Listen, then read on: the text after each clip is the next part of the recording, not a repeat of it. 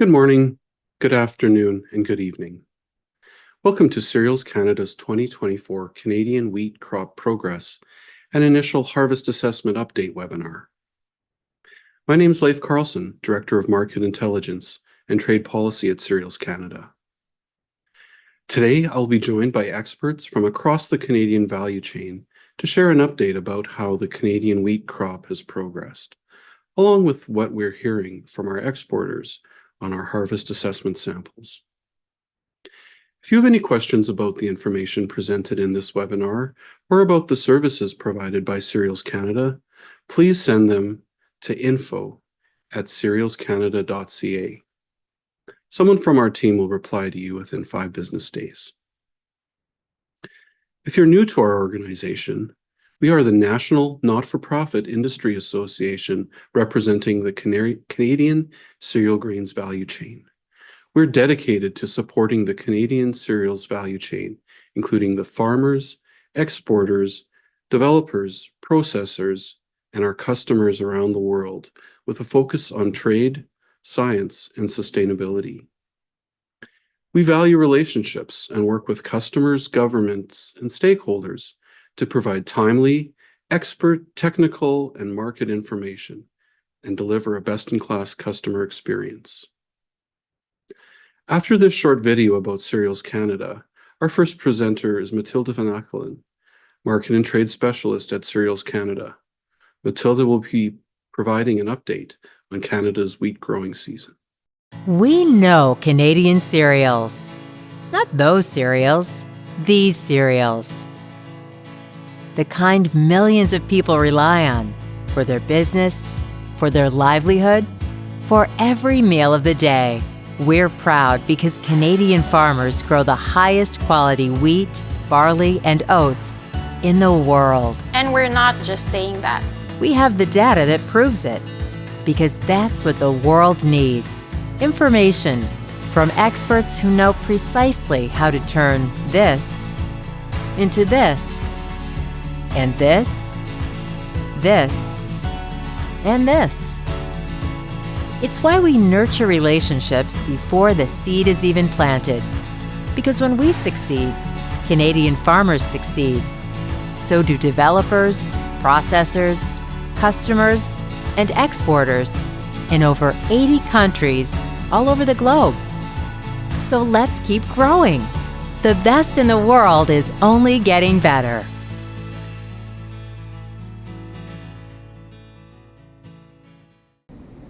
Hi, my name is Mathilde van Achelen, and I'm a Market and Trade Specialist at Cereals Canada. Throughout the growing season, we report on the development of the wheat crop in the Western growing region. We work with the provincial governments of Alberta, Saskatchewan, and Manitoba to collect this information and to give you timely updates. Every other week, we publish an update on our website, starting with seeding progress and moving into crop conditions and quality, and eventually harvest pace. Our maps and provincial summaries make it easy to see at a glance how the wheat crop is progressing in Canada. In this section, I will give you an update on how the wheat crop is progressing here in Canada. To provide some context, this map shows our growing regions for wheat. The gold area represents common wheat, also known as non-durum wheat, and the blue area represents durum wheat. In Canada, non-durum wheat is grown across the country. Most of the growing area spans across our 3 prairie provinces: Alberta, Saskatchewan, and Manitoba. There is also non-durum wheat production in eastern Canada, in southern Ontario, Quebec, and the Atlantic provinces. Durum production is concentrated in the southeast of Alberta and the southwest of Saskatchewan. Let's take a closer look at non-durum wheat. The prairie provinces produce the bulk of our non-durum wheat, and about 10% is grown in eastern Canada. On average, over 90% of the non-durum wheat we produce is spring wheat. Eastern Canada specializes in the production of soft winter wheat, which is planted in the fall and harvested the following summer. Durum wheat is concentrated on the prairies. Saskatchewan produces 81% of Canadian durum, and the remaining 19% is grown in Alberta. This visual shows a typical growing season for spring wheat and durum in Canada. Producers can typically start planting around the end of April or early May once the snow has melted.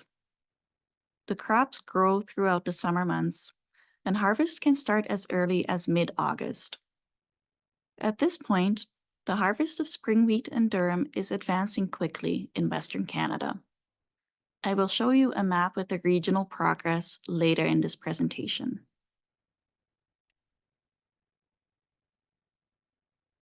First, let's go back to the beginning of the growing season. This chart shows the estimated seeded area by crop, with data from Statistics Canada, which is our national statistics agency. When seeding was complete in June, Statistics Canada surveyed farmers to ask them about the areas they seeded by crop. Based on this estimate, Canadian farmers planted over 8.2 million hectares of non-durum wheat this year, a 3% decrease from last year. The durum wheat area has increased by 5% to nearly 2.6 million hectares. It's important to keep in mind that Canadian farmers choose which crops they grow, and they typically grow different crops in rotations. Farmers decide what to plant based on the characteristics of their land and what they expect will be profitable.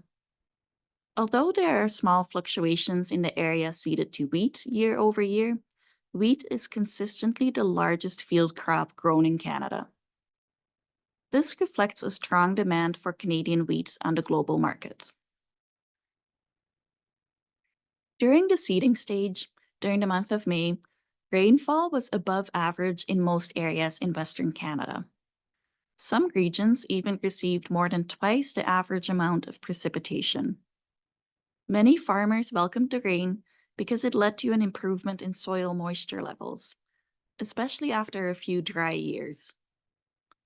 This precipitation was most impactful in southern Alberta and southwestern Saskatchewan, which had been the driest parts of the growing region. Let's compare the soil moisture levels in Western Canada at the beginning of July this year compared with last year. We see a strong improvement compared to the same point in time last year. At the beginning of July, soil moisture levels were close to average or above average throughout most of the prairies. At this point, producers were hoping for some higher temperatures and dry weather to help the crop develop. We did receive those higher temperatures in the following weeks. This map shows the mean temperature difference from normal during the month of July. Especially in the western growing areas, temperatures were a few degrees higher than average. The growing season started out with above average precipitation. However, as the year progressed, the southern growing regions received lower than average rainfall, which limited yield potential. Canadian wheat is grown without irrigation and relies on rainfall at the right times.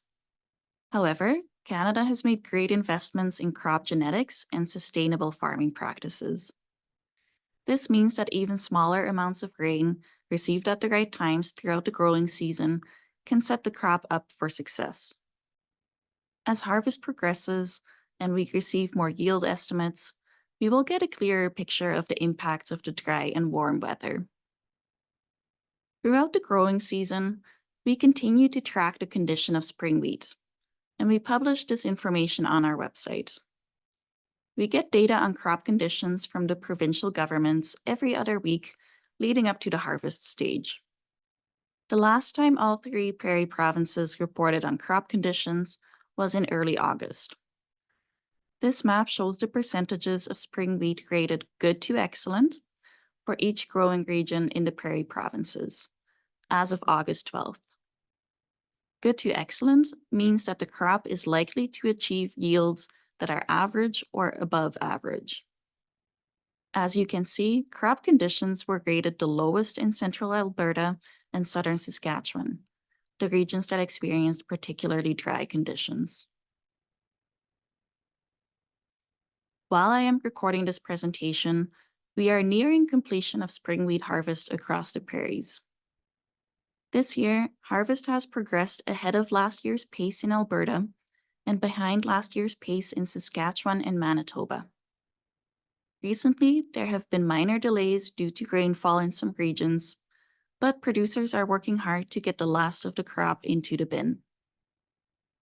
This map shows how the harvest pace varies by growing region. As of September 20th, the spring wheat harvest was most advanced in Manitoba, at 87% complete. At this point, combining was 79% complete in Alberta and 81% complete in Saskatchewan. Statistics Canada recently released a production forecast based on the seeded area per crop and our current yield estimates, which are based on satellite imagery and agroclimatic data. Based on this forecast, the 2024 wheat crop is expected to be larger than average. It is forecasted to reach nearly 34.3 million tons, which would be a 4% increase from last year and 8% higher than the 5-year average of 31.7 million tons. Non-durum wheat production is forecast at 28.3 million tons, a 2% decrease from last year. Although yields are expected to be higher than last year, this would be offset by a smaller seeded area compared to the previous year. Durum wheat production is forecast to increase by about 48%, thanks to a larger seeded area and a strong increase in yields compared to last year.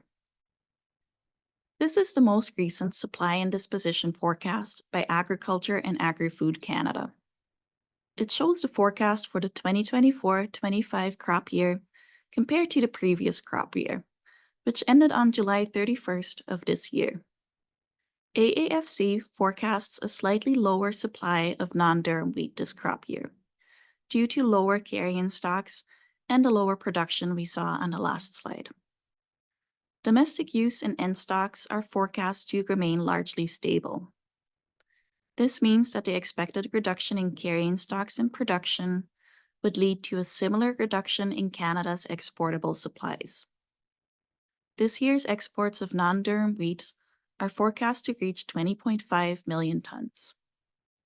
For durum wheat, on the other hand, supplies are expected to increase significantly, thanks to larger production. With average domestic consumption, the larger production would lead to a similar increase in exportable supplies. Durum stocks were very low following the 2023-24 crop year, and we expect stocks to increase this year due to larger production. Durum wheat exports are expected to reach 4.8 million tons this crop year. This reflects strong global demand for durum and an anticipated increase in global durum consumption for food use. The supply and disposition forecast will continue to be refined as more harvest data is released. At Cereals Canada, we keep a close eye on the harvest progress. Every other week, we update the crop report summaries on our website to give you up-to-date information on how the crop is progressing. After this webinar, I encourage you to visit the Growing Season Progress Report at cerealscanada.ca to see the timeline of this year's crop production and harvest. Of course, you are welcome to reach out to us if you have any questions. Now that we've covered the outlook for this year's wheat crop, I imagine you are eager to find out more about the crop quality. Later on in this webinar, you will hear from my colleague Lindsay Boyd, Technical Specialist Projects. She will share her insights into the ongoing quality assessment of this year's wheat harvest. Thank you for your attention, and back to you, Leif. Thanks for sharing that presentation, Matilda. The Canadian system maintains strong requirements for variety registration, production practices, and regulation. The system showed its value again this year with the production of a high-quality crop in a season that had challenging growing conditions in some locations. In her remarks, Matilda shared the overall national perspective about the Canadian cereals crops this year and how it compares to recent years. But at Cereals Canada, we have the opportunity to represent and work with farmers across Canada. We're working hard to uphold our reputation for consistent, high quality, and sustainably grown cereal grains. Today, we are happy to be joined by Scott Mowbray, who farms in Manitoba and grows spring wheat, as well as Josh Borson, who farms in Ontario and grows soft red winter wheat. Both are busy with field work to bring this year's harvest in, but they've taken the time to speak with us today. Welcome, Scott, and welcome, Josh. When we last spoke to you, it was really early in the summer. And now that we've seen the growing season, can you share with Canadian customers a bit about you and your farming operation? Josh, I'll invite you to go first. Sure. Thanks, Leif, and thanks for having us here today. It's always good to join you and the team at Cereals. You know, throughout if you sorry to introduce my farm. I'm a third generation farmer, farming with my family here in Ontario. We've been on the same farm since the late 1970s, and I'm currently kind of working with my father, my brother-in-law, and my kids from time to time too. Now that they're in school again, just after school, but throughout the summer months and during harvest, they were able to join us as well. Well, thanks, Josh, and for our viewers who want to look at the webinar from earlier this year. There's some really great visuals of Josh's farmyard. Scott, please tell us a bit about yourself and your farm. Yeah, thanks for having me, Leif. So I farm in south central Manitoba, right in the middle of the country, really close to the United States border, actually, about 10 miles from the United States border. Um, our farm is kind of an average size for the area.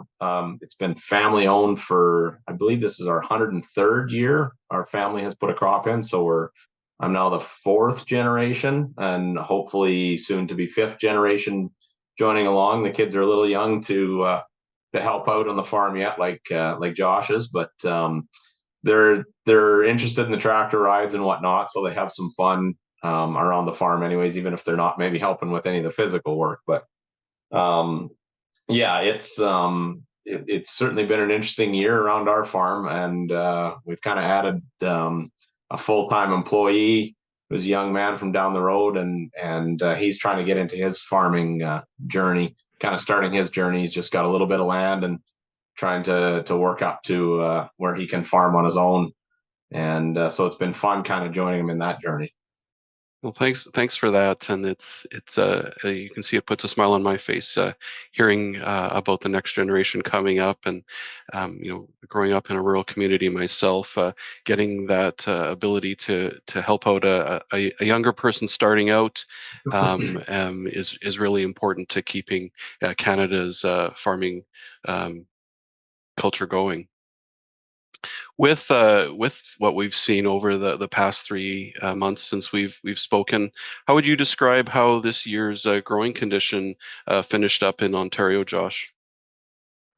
Well, I would say, Leif, overall, we had a pretty reasonable growing season. Actually, arguably, wheat is probably one of the crops that had the most success with the growing season we had, because in the springtime when we were planting our spring seeded crops, a lot of farmers struggled with a significant amount of moisture in our region, even in the case of some farmers not being able to actually plant anything at all because of excessive rainfall. So being able to plant our winter wheat last fall, of course, provides us with that opportunity to capitalize on that moisture. And as long as it wasn't too excessive, it did help us grow a pretty reasonable crop here throughout the growing season. We did have some challenges establishing a crop in the fall across the province, but it was very variable. In our case, for the most part, it went quite well, but in some other areas where they received moisture or they were delayed in harvesting their soybeans, that it took a little bit longer to mature. But overall, almost a similar size crop as we had the year previous, just about 6% lower, I think, than our 5-year average. That's still a really good yield, and will will be important for buyers of soft red winter to have access to that. Scott, when we last spoke with you, your crop was uh, not far off seeding, but had come along quite strongly in the early part of the growing season. How is it looking to have finished up in Manitoba? Yeah, we certainly had a roller coaster year. I think I'd mentioned in the last webinar that we went from probably the driest season we'd ever had on the farm last season to all of a sudden one of the wettest springs we've ever had, including a little bit of moisture last fall. And so it was actually a struggle for a number of people in the area to get their crop in. We struggled. We ended up having to reseed some acres of canola because it was too wet and it didn't come out of the ground well. We had snow after a lot of our crop was up, and so all challenges. But the wheat right from the start looked really good, and it turned out to be the best crop of wheat we've ever grown. And I'm still not sure how it was so much better than our other crops. Our canola was average or maybe slightly below average, but our wheat just exceeded everything we expected, and we're pretty happy about that. It's nice to have had such a strong performance from our wheat varieties. So compared to last year's crop, you think you're better on both yield, but also with quality? Quality would be similar to last year, but last year's quality was fantastic because we had very little rain, and so the crop came off dry and in really good condition, and protein was reasonably high as well.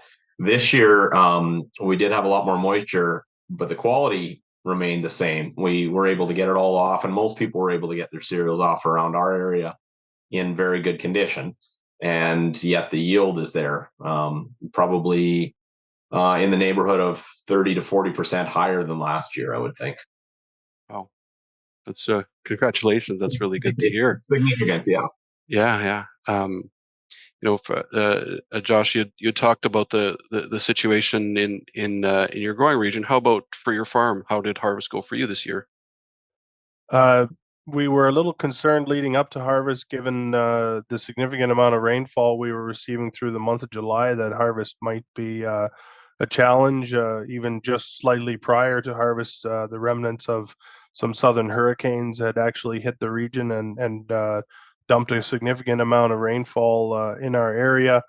But after that, the moisture, the tap shut off, as it were, finally, and we actually had one of our best harvest runs that we've had in 5 years, at least, if not longer. Where, granted, it was a little bit damp soil conditions, but we were able to continually harvest every day almost for a week and a half to a 2 week stretch. And differing regions of the province experienced it a little bit differently, let's say. But for us, it was actually really good overall. There's a local elevator to us that receives a significant amount of grain from the area. They are a dealer, and in one day they were telling me how many loads of wheat they had received, and I had done some kind of back of the napkin math to see, and that one elevator in one day received over 4,000 acres of local grain, and in our area, that's a significant amount of area to cover, given that Ontario's geography and how small we are. Oh, absolutely. When I think of harvest, grain harvest in Canada, it's such a critical time. It's that point where all the investment you've made in financial terms as well as in your time and energy all comes to play, and you got to get that crop off. Hearing that story about 4,000 acres worth of grain coming in really puts a point on that. You guys are experienced farmers. What do you think what are some of the key elements that makes for a good harvest season for your operation? Go ahead, Scott, please. Yeah, sure. Lots of things. You could run down quite a list, from good weather to having a little luck with the equipment and maybe no breakdowns, or at least having enough luck that the local equipment dealership has the parts you need when you do break down. Yeah. Because that can sometimes slow down the process. But kind of circling back to one of my earlier comments about the young employee we have on the farm now, that was a bit of an unusual opportunity this fall. He decided to get married, and he chose right in the middle of harvest, which would normally be a bit of a challenge around here. But we took some time off, and he took a couple of weeks off for a honeymoon, and he came back, and everybody was energized and excited to see each other, and it just kind of sailed from there on. But it was nice to have had that opportunity to take a little bit of time off in the middle and kind of reset your priorities a little bit. And yeah, it was so much fun, and he was excited. Of course, he was gung ho as soon as he got back, because he'd been gone for 2 weeks and missed everything that had happened around the farm. And yeah, so it was a really nice experience. It just kind of reminds you how important the people are in the farm, and that they're still what makes or breaks an operation. It's not the equipment or the varieties or any of those sorts of things. That all helps, but it's the people that is really what makes the farm run. Yeah, I bet getting to see the people you're working with have a smile on their face makes for a much easier day. Josh, do you find the similar experience? The people are a big part of what makes things go well in harvest. Well, absolutely, Leif. Being able to manage the operation and the people all involved is a trick that we're still learning how to do well, but it's been getting better over the last number of years here. We brought an extra person on board, my brother-in-law, and that has kind of made it's amazing how much more work three people can get done instead of two in a day. Just that it's exponential. It's not linear growth, and that's helped us to maintain that better. And through harvest, certainly breakdowns and that sort of thing definitely kind of attributes to a successful harvest. But harvest is definitely has to be one of my favorite times, mostly because, as you mentioned earlier, we work all year long. In the case of winter wheat, for almost a year of time frame to build this crop and to grow it and maintain it and harvest it and condition it and store it. And so at that point, we kind of get to see all of the fruits of our labor come together. Absolutely. I'm taking from your stories that it's been a positive year for you, for your farms, and the role that wheat and cereals play. Josh, are you going to be planting wheat again in the upcoming weeks? Absolutely, Leif. Within 5 to 7 days of us talking here today, I hope to be filling the drill up and hitting the fields again. And with any luck, we'll have really good planting conditions here into mid or late September, which would be ideal for our region. We're probably right on track at the moment, given the weather. As long as the weather holds in my area, we should see good planting conditions. And I'm actually looking to maybe even increase our winter wheat acres a little bit. Winter wheat has proven to be a profitable and enjoyable addition or inclusion in our farm. And yep, I will definitely be a winter wheat grower in 2025. Scott, for you, you're in Manitoba. Not quite as maybe progressed as Josh and Harvest, but are you and your partners in your farm already planning for your 25 planting and production season?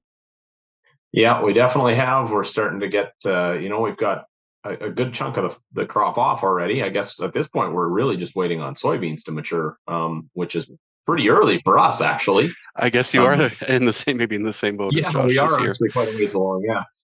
So we're quite happy about that. But the fall field work or prep work has done for next year, some harrowing and cleaning up some field edges and some spots that in fields that drowned out, those sorts of things, just getting things ready for next year. It seems to be there's never an end to the work in fall. It just at some point it snows and you can't work anymore. So you put everything away and wait for the snow to melt in spring. Absolutely. Thanks Scott and thanks Josh for letting us in and sharing some of the stories about your farms and how 2024 has gone. It's good to hear about the successes that you've had this year, and that your work has resulted in another year of good yields. And for yourselves and for all the cereals farmers in Canada, we want to have that good harvest weather continue to allow us to harvest good supplies of high grade milling wheat. Canadian wheat grown by farmers like Josh and Scott are known for its high quality, cleanliness, and consistency. And the hard work that our farmers do, combined with the regulatory standards that we have in Canada, allows customers to really trust the wheat shipments that they receive and know that it'll meet their expectations. Cereals Canada, we're working uh, toward doing our quality assessment, and we can hear more about that from our next presenter, Lindsay Boyd. Hello, my name is Lindsay Boyd, and I'm a technical specialist at Cereals Canada, where part of my role is to coordinate the harvest assessment program. Cereals Canada supports our members, customers, and the cereals value chain through our milling, analytical, baking, past and extrusion, and Asian end products technical laboratories located here in downtown Winnipeg. Our team's technical expertise provides valuable insight to the wheat crop quality each year.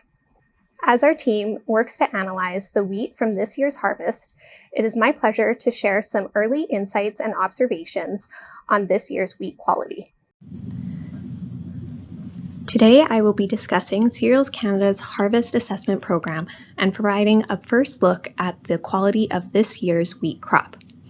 Each year, Cereals Canada evaluates the milling properties, flour and semolina quality, and the end product quality of the newly harvested wheat crop from Western Canada.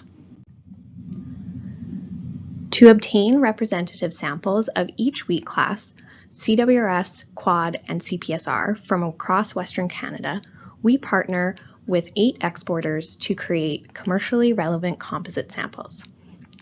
This ensures the composite quality is reflective of the quality that customers of Canadian wheat will purchase over the upcoming crop year.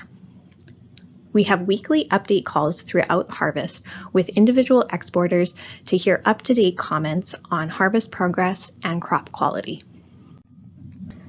Here are 2 maps of Western Canada showing the regional boundaries we use to create the composite samples. The map on the left shows regional boundaries used to create the CWRS composites. An eastern and western composite will be made to account for any differences in growing region and to better reflect the quality of wheat shipped from the eastern and western ports of Canada. The eastern composite is made up of CWRS from the eastern growing region, which is shown in the blue shaded area on the map. And the western composite is made up of CWRS from the northwest, southwest, north central, and south central growing regions, or the unshaded area on the map. Our prairie composites are from all growing regions in Western Canada as shown on the map on the right, and is used for Quad and CPSR composites. A prairie composite of number 2 CWRS will also likely be prepared this year. As of September 25th, harvest in Western Canada is ongoing and samples are arriving at Cereals Canada for assessment. The quality and downgrading factors discussed today are based on preliminary comments from our discussions with exporters. A complete assessment of this year's quality will be presented during our 2024 New Wheat Crop Report webinars on November 19th and 20th, once the analysis on all CWRS, Quad, and CPSR composites are completed. For CWRS, we are hearing the crop has good quality within its expected wheat protein content range between 13.5 and 14.5% on a 13.5% moisture basis. The possible downgrading factors this year may include test weight and hard vitreous kernels, or HVK. There have been some very localized incidents of fusarium in Manitoba this year, but it is not expected to be a major downgrading factor this year. For Quad, The expected wheat protein content range is between 14.5 and 15.5% on a 13.5% moisture basis. The possible downgrading factors this year may include test weight and HVK. For CPSR, the expected wheat protein content range is between 12.5 and 13.5% on a 13.5% moisture basis. So far, we have heard the crop is of good quality, and the possible downgrading factors this year may include test weight. As I mentioned, these are preliminary estimates of what we are hearing about wheat quality as harvest progresses. We will continue to consult with exporters as harvest progresses to ensure this year's composites will be commercially reflective of the export quality that customers will receive. Over the next 8 weeks, our team of technical experts at Cereals Canada will be receiving wheat samples from across Western Canada and evaluating this year's crop for milling properties, flour and semolina quality, and end product quality, including pan bread, Asian noodles, and pasta. The full quality assessment of this year's crop will be available in the 2024 New Wheat Crop Report on the Cereals Canada website, cerealscanada.ca, in November. Details about the webinars will be shared on our website and through our customer newsletter. Thank you. Thank you, Lindsay. Our team at Cereals Canada meets with exporters and producers on a regular basis to hear about the quality of the crop.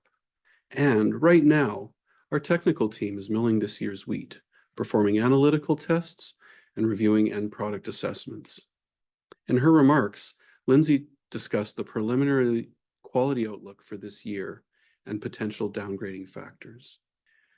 In the upcoming weeks, our analysis on this year's wheat crop will be completed and finalized in our annual New Wheat Crop Report. We will be sharing the information with you at 2 live webinars later this fall. Here are the dates and times for the upcoming webinars. For customers in Asia and the Middle East, please save the date for the 2024 New Wheat Crop Report webinar on November 19 at 10 o'clock p.m. Central Standard Time. We will be presenting data for CWRS, CWAD, and CPSR classes. For this webinar, interpretation will be available in Mandarin, Japanese, and French. For our customers in the Americas and Europe, please save the date for the 2024 New Wheat Crop Report webinar on November 20 at 8 a.m. Central Standard Time. We will be presenting data for CWRS, CWAD, CPSR, and CESRW. Interpretation will be available in French, Spanish, and Italian. Registration information for both of the new Crop Report webinars will be shared in the upcoming weeks. Watch for details on how to register in our next newsletter to customers, or watch the Cereals Canada website for webinar registration information. We certainly hope you'll attend. We'll also be in your market to present in person throughout the months of November, December, and January, and look forward to seeing you in person. Once again, if you have any questions about the information presented in this webinar or about the services provided by Cereals Canada, please send them to us at info@cerealscanada.ca. Thank you for watching and have a wonderful rest of your day.